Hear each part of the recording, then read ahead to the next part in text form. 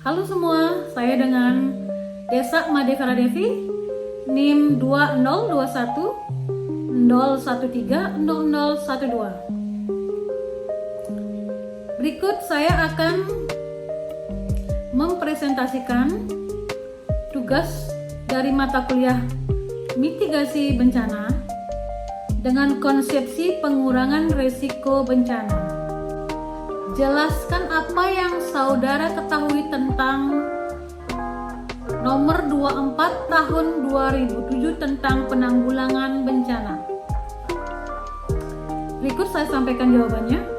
Undang-undang ini mengatur mengenai pokok-pokok berupa penyelenggaraan penanggulangan bencana adalah segala upaya atau kegiatan yang dilaksanakan dalam rangka pencegahan, mitigasi, kesiapsiagaan, tanggap darurat, dan pemulihan perbaikan dengan bencana yang dilakukan pada sebelum, pada saat, dan setelah bencana, yaitu Undang-Undang Nomor 24 Tahun 2007 tentang penanggulangan bencana.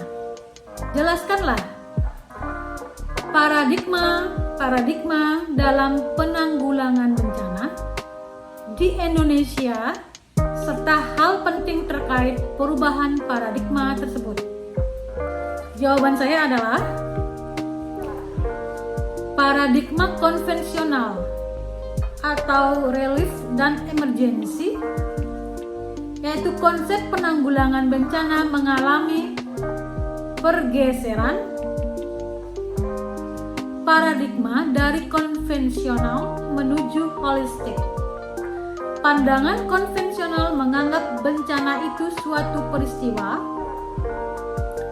atau kejadian yang tak terelakkan dan korban harus segera mendapatkan pertolongan.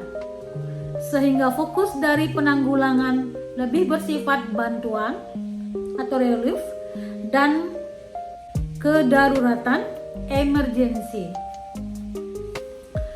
Paradigma mitigasi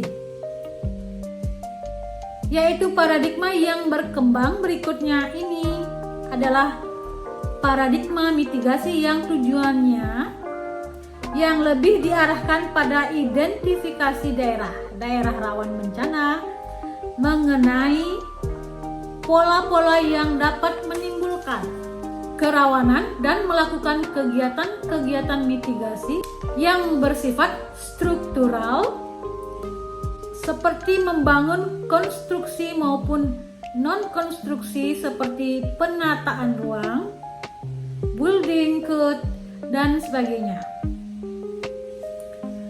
Paradigma pembangunan yaitu bencana berkembang lagi mengarah kepada faktor-faktor kerentanan di dalam masyarakat yang ini disebut dengan paradigma pembangunan. Upaya-upaya yang dilakukan lebih bersifat mengintegrasikan upaya penanggulangan bencana dengan program pembangunan. Paradigma pengurangan risiko merupakan perpaduan antara sudut pandang teknis dan ilmiah dengan perhatian pada faktor-faktor sosial, ekonomi, dan politik. Kan hubungan antara bahaya kerentanan dan risiko bencana. Ketika kerentanan dan bahaya memiliki potensi yang sangat berdampak pada tujuan-tujuan penting, sumber-sumber risiko ini menimbulkan risiko.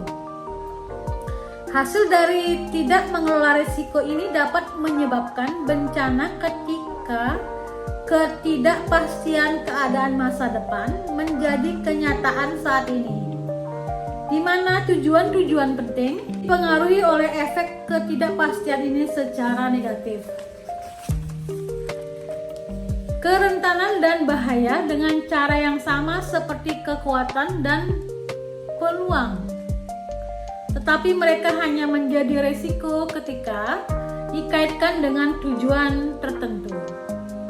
Risiko selalu tentang kemungkinan masa depan, sedangkan bencana adalah hasil negatif sebenarnya dari risiko. Sedangkan bencana adalah hasil negatif sebenarnya dari risiko. dengan cara yang sama,